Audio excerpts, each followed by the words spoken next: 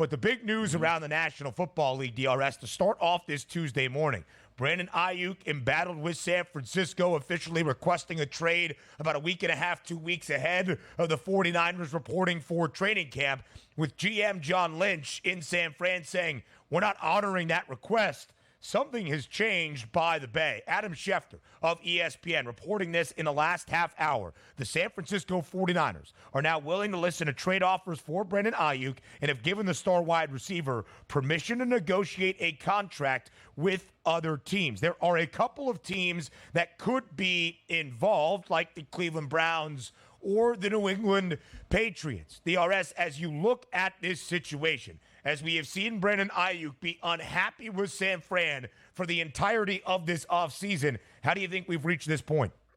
Help me out. Somebody help me out on this situation. I don't get it, because the blueprint here for the NFL is not, look at my wide receiver. We can't pay any of these guys. Look at how many franchises. Let's just take a look at the Miami Dolphins and the Philadelphia Eagles. 2 wide receivers each side, monster pay, and also, oh no, then we can't afford to have a quarterback then, because we're going to have Brock Purdy come up for a contract extension.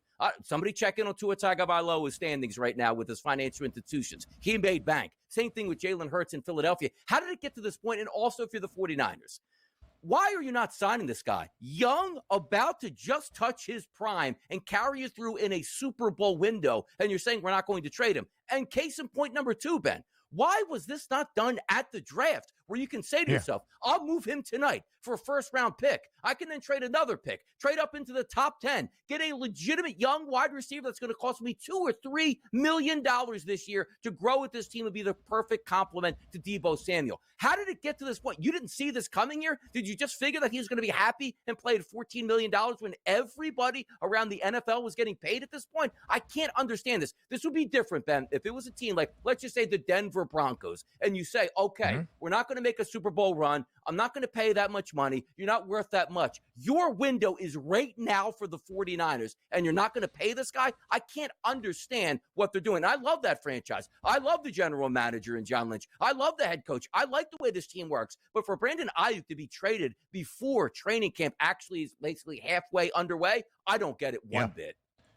Neither do I, right? And San Francisco has a large payroll and guys they need to pay. They paid Deebo Samuel and Nick Bosa last offseason. They made Christian McCaffrey the highest paid running back, if you want to call him that, in the National Football League this offseason. They know there will be a big paycheck to give to Brock Purdy at the end of this year, his 3rd in the National Football League, when they have been having Brock on the greatest discount you ever could as the last pick of the 2022 NFL Draft. And Brandon Aiyuk might not be of the ilk of Justin Jefferson or CeeDee Lamb, and the reason I highlight those two is because that was the draft that Brandon Aiyuk was in, a first-round selection in 2020. But the last 2 years, Aiyuk has had more than 1,000 receiving yards. Last year, in his first full season with Brock Purdy, more than 1,300, a career high. There are a lot of offensive pieces, of course, in this San Francisco offense, but Brandon Aiyuk should not be overlooked as the top wide receiver target purely for Brock Purdy. A confounding situation with Trent Williams, the best offensive tackle in football, also still holding out from training camp. And Donnie's point is very sound. If this was a team expected to win 6 or 7 games, all right, you've got a disgruntled wide receiver who wants money and you're unwilling to pay. Fine. This should not be the team that is the short favorite to win the NFC and a co-favorite alongside Kansas City to win a Lombardi Trophy in Super Bowl 59. It should only be very bright optimism entering a new season. It does not necessarily seem to be that in San Francisco.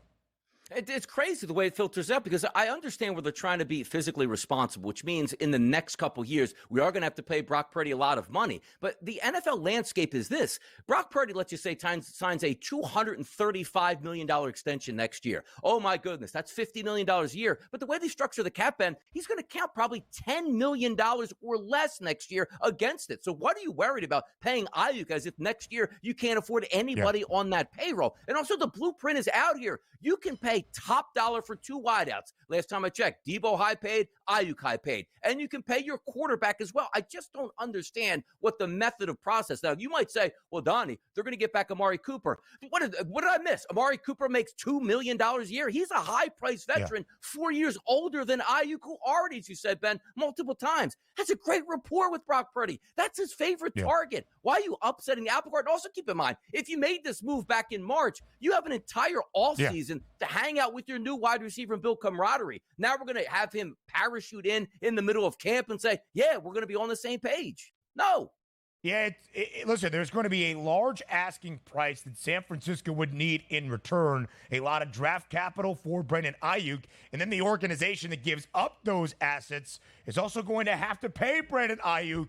That's why we're in this situation in San Francisco to begin with. The 49ers, a 3-1 price to win the NFC title, a very short favorite, $2.50 in front of both the Lions and the Eagles, who are both tied for the second best number. DRS, a happy Hard Knocks Day to you. Training camp with the Chicago Bears on HBO debuts tonight. So that will be a very exciting thing as we get deeper into training camp around the National Football League. And speaking of training camp, as we get ready for the opening full week of preseason action that starts with a doubleheader on Tuesday, features a game at MetLife between the New York Giants and the Detroit Lions.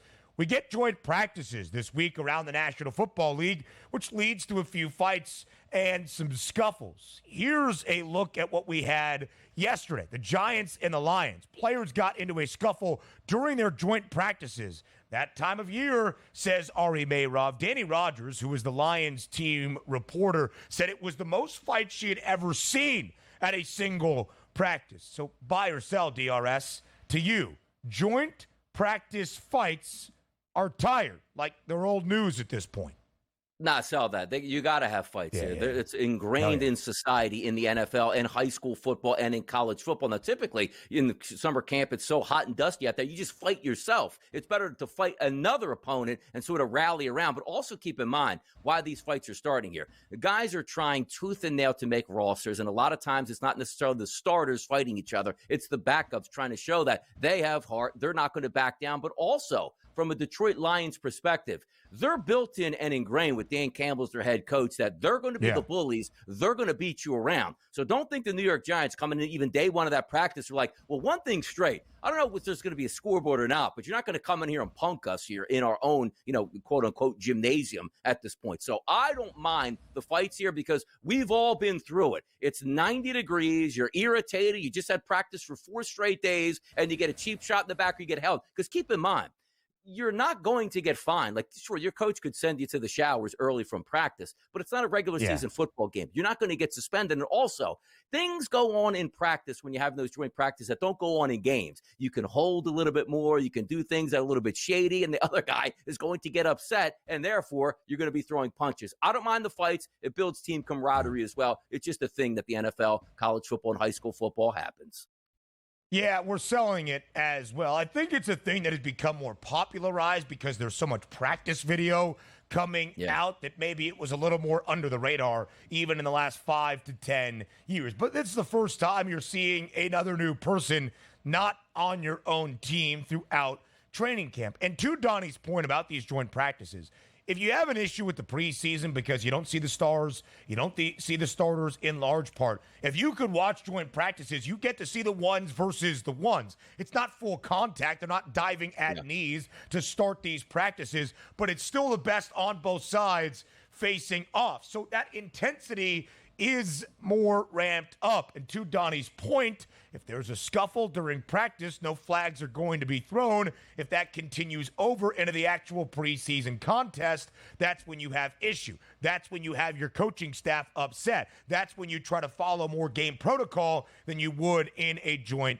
practice. I'm okay with it. A doubleheader on Thursday. The New York Giants will host the Detroit Lions. Big Blue booked as a 3.5-point favorite against the Fighting Dan Campbells. On display yesterday, and at least so far in a positive way throughout training camp, it's Donnie's favorite rookie, Malik Neighbors of the New York Giants. Here are his season-long passing or receiving yards props. 875 in a hook, 4.5 receiving touchdowns. To lead rookie wide receivers in yardage, it's plus 390. To win Offensive Rookie of the Year, it's 16-1. Of course, Malik Neighbors out of LSU, the 6th overall selection in the 2024 NFL Draft. So buy or sell, Donnie right side, Malik Neighbors will be the best rookie wide receiver this season.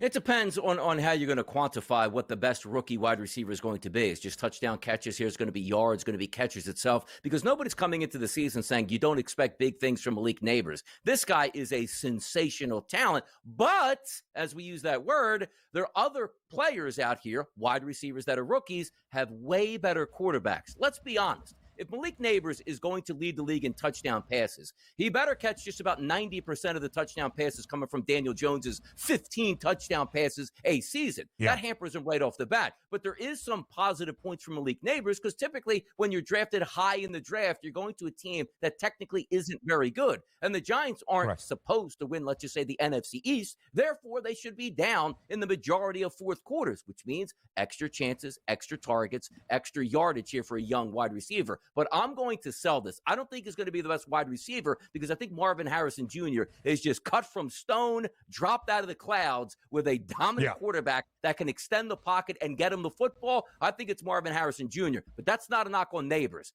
Kid is great. I am buying what you are selling, and I am selling that notion as well. Marvin Harrison Jr. is going to be the best rookie wide receiver. His season-long receiving yards prop for his first year in the NFL, 1,050 in a hook. And the guy delivering the football to MHJ, much better than the guy delivering the football to Neighbors. More around the NFL next. More NFL buy or sell live right here to end out this opening hour that we continue into hour number 2. I think Donnie just checked the rundown for the first time. I did, yeah. Because these are some spicy. Okay, let's go.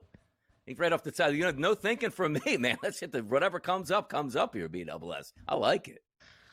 All right, here we go. This is going to be fun. All right, first buy or sell for Donnie. Any team to go undefeated in the NFL regular season in 2024. These are the odds on FanDuel for these season specials to potentially be accomplished. Yes, a perfect 17-0 record, 12-1. The no, obviously the heavily juiced side at minus 3,000. So the question then to Donnie, buy or sell. A team will go undefeated within the next 5 years. The odds were just for 2024. The question for the next 5 NFL seasons.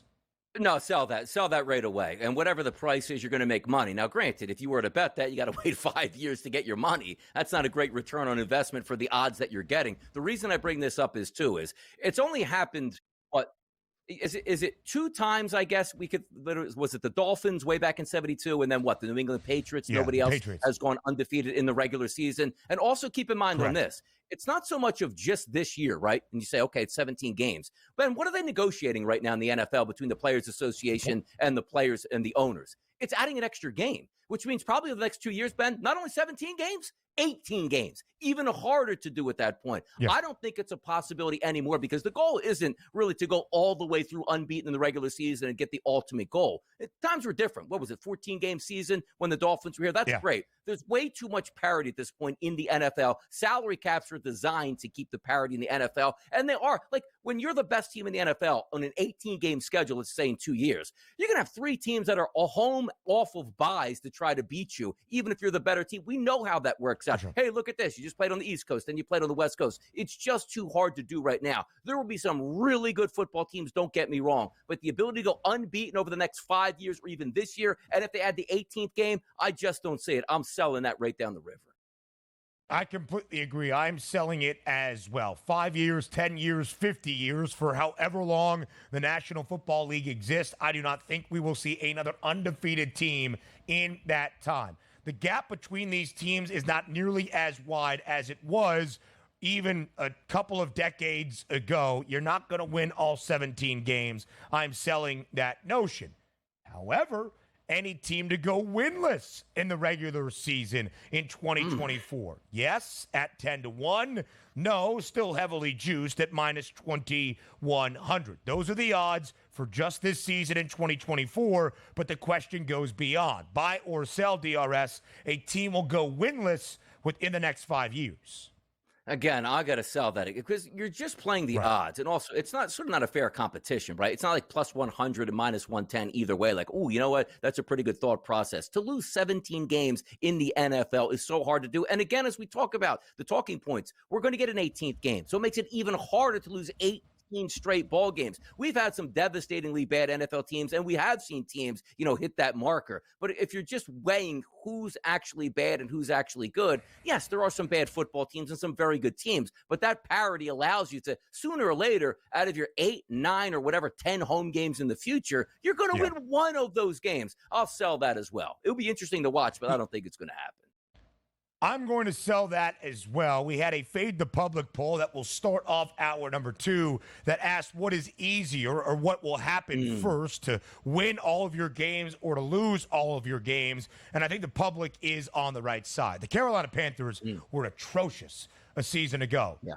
They were still 2-15. Right? And I know you're like, hey, that could have gone another way. They won on a walk-off field goal. I get that. But you still found a way to win 2 games. They were even 4-11-2 against the number, booked as an underdog in all 17 games. That's nearly as poor as you can be in not even keeping games close, and still found their way to wins. When you look at 2022, the Bears had the worst regular season record, and they were 3-14. I do not think a team will go winless. However, I would bet on a team to go winless before I would bet on a team to go undefeated.